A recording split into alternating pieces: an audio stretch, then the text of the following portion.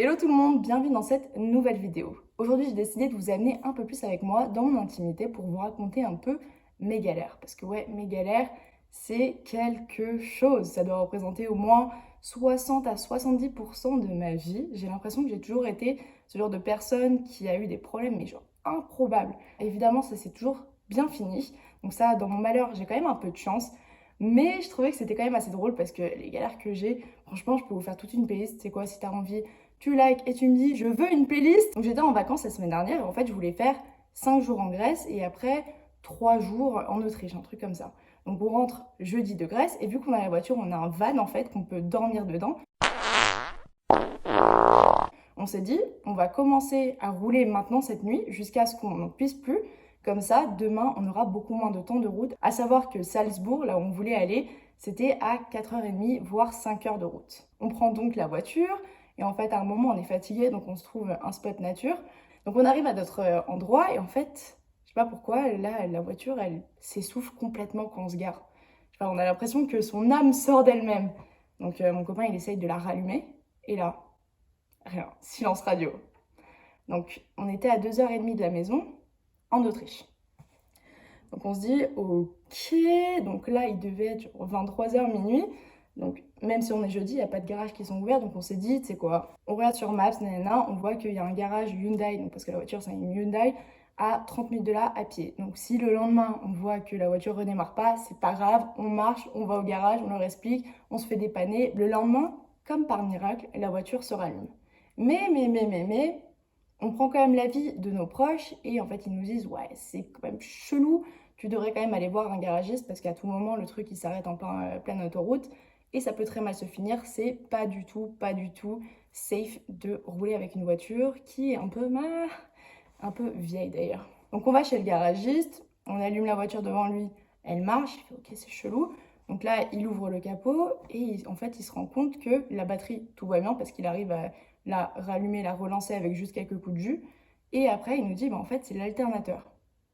Mais alors, qu'est-ce que c'est que l'alternateur? L'alternateur, en gros, c'est ce qui va faire passer le courant entre le moteur et la batterie. S'il n'y a pas d'alternateur, il n'y a pas de batterie, il n'y a pas de, de clignotant, il n'y a pas de, il y a rien, tout simplement. Donc, il nous fait, ouais, c'est chaud, parce qu'en fait, on n'a pas la même pièce, en fait, pour vous le changer. Donc, ce qu'on va faire, c'est qu'on va diagnostiquer le tout. Donc, ils rediagnostiquent, blablabla. Et ils nous disent, ouais, donc là, je pense que dans 80% des cas, on pourra vous la réparer.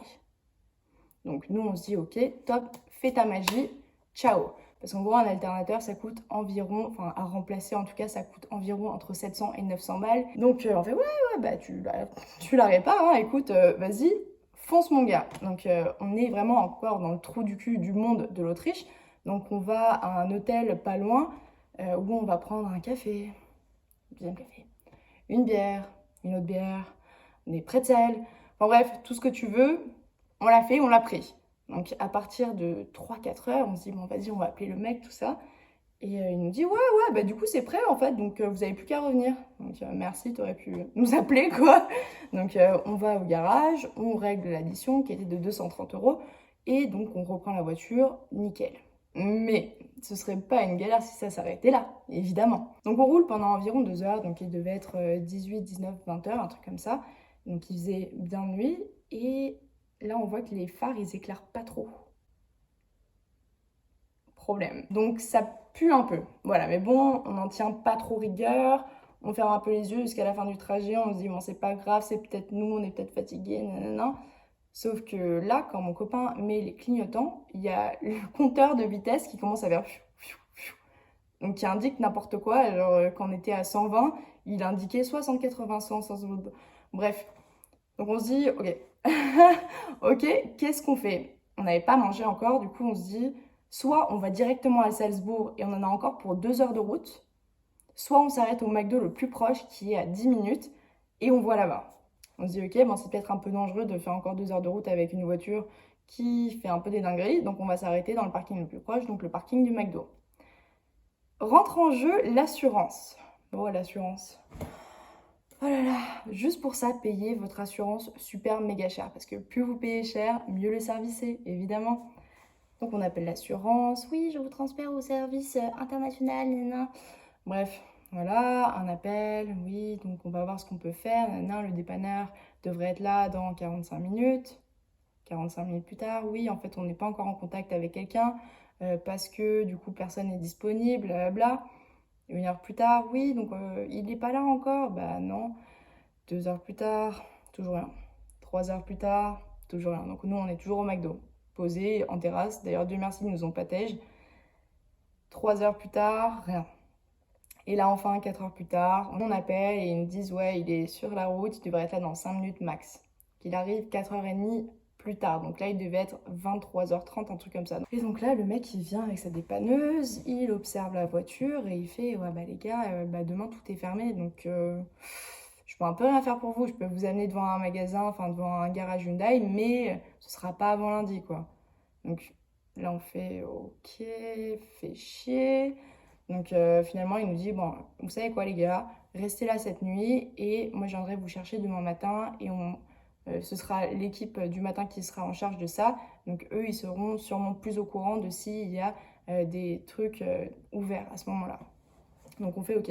À savoir que là, on était en Allemagne parce que du coup, il y a un moment où il y a une frontière donc, entre l'Autriche, l'Allemagne et le Liechtenstein. Et en fait, le McDo était en Allemagne. Donc on avait affaire au service allemand, du coup, qui ne pouvait pas nous amener au garage en Autriche où on était pour nous faire rembourser et du coup pour avoir notre pièce qui serait disponible lundi.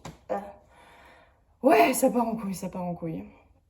Donc voilà, donc fait chier, mais ouais, du coup on dort dans la voiture parce que le service de l'assistance ne nous a pas trouvé d'hôtel, évidemment, et surtout le rapatriement, c'était un peu ouais, attendez voir demain. Donc on attend, on se réveille à 8h, premier truc qu'on fait, bam, on appelle l'assistance. Il nous envoie le dépanneur qui arrive donc 2 heures plus tard, donc ça va. Il arrive 2 heures plus tard. Donc le dépanneur nous prend dans son camion et il en avait mais rien à foutre. C'est-à-dire qu'il conduisait, il avait son téléphone comme ça. Le camion, on le voyait se déporter, aller sur la ligne blanche, après frôler le bord et nous on était là en mode putain, mais dans quoi est-ce qu'on s'embarque? Donc finalement il nous amène donc chez un garage Hyundai. Donc on voit le mec et il nous dit ouais écoute là on n'a pas le temps, on n'a pas de place, donc on peut pas diagnostiquer ta voiture maintenant, ce sera lundi. Ok. Bon, du coup, là, on est bloqué en Allemagne. J'envoie un message à mon boss en mode ouais, c'est pratiquement sûr à 100% que je pourrais pas être lundi. Donc voilà, compte pas sur moi. Désolée, je suis bloquée en Allemagne. Donc voilà, c'est pas grave. Normalement, avec l'assurance, on a le droit à un véhicule donc, de dépannage. Donc Hyundai devait nous prêter un véhicule. Sauf que, pas de véhicule, évidemment. Pas de véhicule. Et en plus de ça, cerise sur le gâteau, avec mon copain, on n'avait plus internet. Parce que moi, j'ai un forfait vraiment très relou. Et lui, en fait, il a un forfait suisse. Donc, il n'a pas internet illimité en dehors de la Suisse. Donc voilà, on se retrouve un peu comme des cons. On demande au mec de nous appeler un taxi. Il nous appelle un taxi qui nous amène jusqu'à Six, donc qui est une location de voiture. Donc on se prend une voiture, on se dit, c'est quoi? On en a jusqu'à lundi, c'est quoi? On va à Salzbourg, on va profiter pendant 2 jours. Après, on reviendra lundi et on verra. Donc là, à partir du moment où on loue la voiture, qui est donc remboursée pendant 1 jour par l'assurance, on était là en mode enfin, ça y est, genre là, on sait que pendant 2 jours, on ne peut rien faire, on dépend de personne. Donc maintenant, on n'a plus qu'à faire notre vie pendant 2 jours et les problèmes seront lundi. Donc on arrive à Salzbourg, donc 2 heures plus tard, on profite, nanani, nanana. On se trouve un hôtel qui est entièrement payé par l'assurance, donc ça c'est cool. Donc ça c'était bien, voilà. On passe notre soirée du coup à boire des petits verres, tout ça. On rentre à l'hôtel, on se commande un plateau de sushi et vers minuit, là, bam, alarme incendie.